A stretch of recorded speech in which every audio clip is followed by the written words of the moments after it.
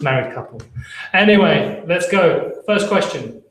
This who was this question from? This is from Katie, I think. Oh no, sorry. This is the overcome ideas of getting starting. I think it's Rocio from Madrid. Is that right? No, I think it was two people actually. It's Bin Sabah in Riyadh and echoed by Rocio, I think, in Madrid.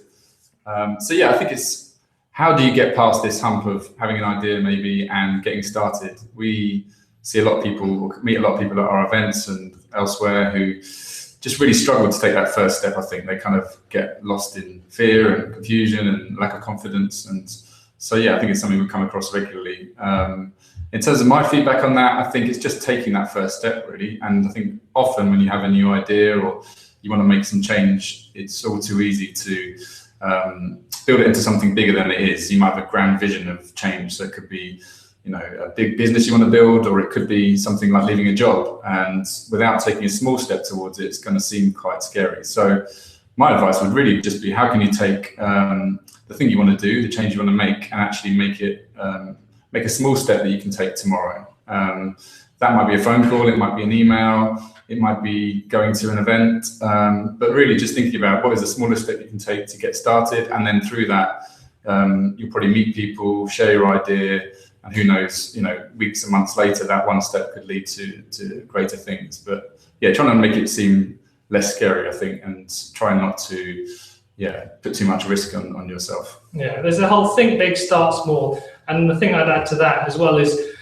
sometimes a lot of people we talk to, or people who come to the homeschool, is like, what idea should I start with? How should I start? You know, there's too many options.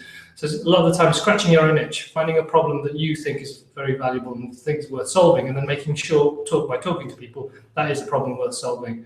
And then that will give you some focus. And a lot of this kind of getting started thing is focus. What is the thing that I can do now?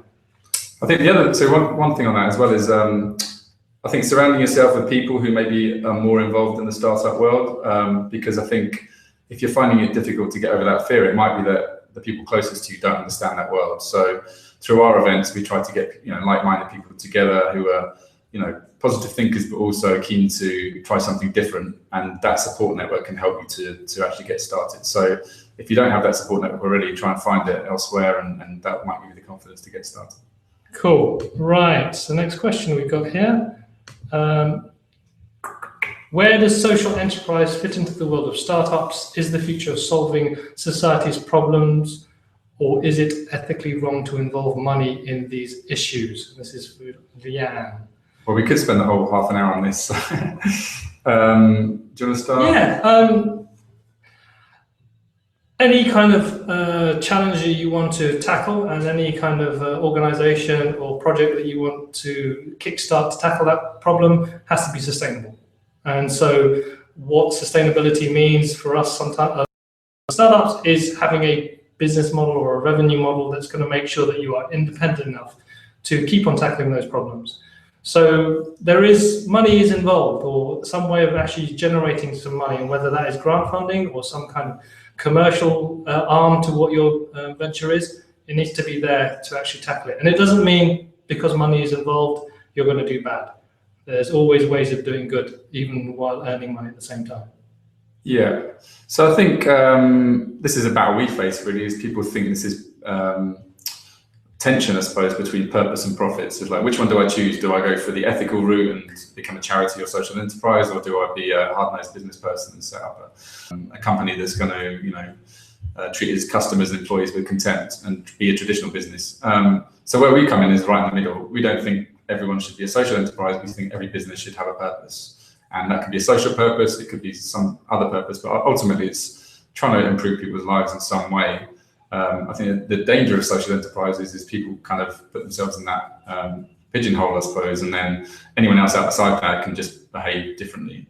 So I think what we're trying to push for is actually purpose as a route to profits. So rather than an alternative to how purpose can actually make you more profitable and more likely to succeed, and like Carlos said, make it more sustainable over the long run.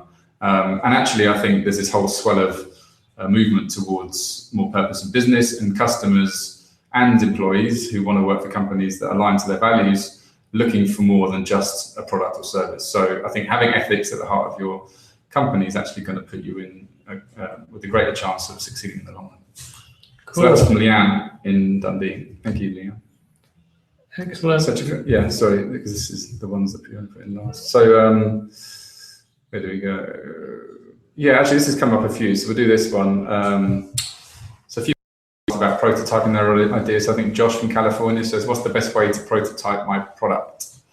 So by this, we will use product in the widest sense of the word, I suppose. It could be a digital product. And by digital products, we mean apps or websites or anything that uses the web, to a service, to a physical product, or even a shop. So in terms of prototyping that, our world is the digital world, but we've also done physical events and offline activities too. So I suppose we've always tried to prototype our ideas. I think it really depends for me on where your skill set lies, really, because prototyping to me should be quick. And if it's tools and resources you don't understand, then it's going to be a lot harder for you to prototype that idea. It might even be quicker for you to make the thing. So often it can be whatever tools you're familiar with. So for me, if I'm prototyping something, I'm a designer, so I'll tend to use design tools, or I might sketch something out, or I could design an interface on a software package.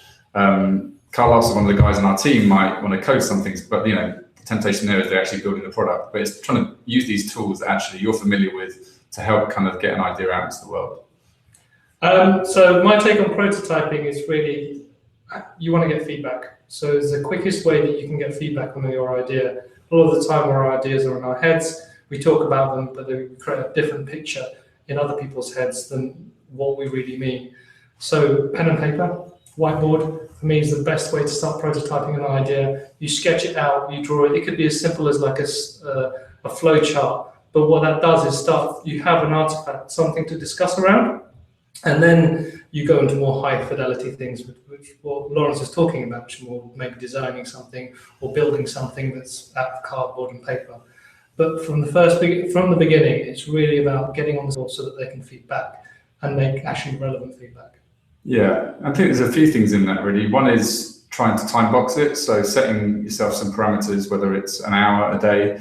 But I think by having that kind of deadline, you're going to work out what the best thing is to do within that time frame. The longer you give yourself, the less likely you are to find the quickest, dirtiest route to prototype. And yeah, I think it's also maybe doing it in collaboration with other people. And then by doing that, you might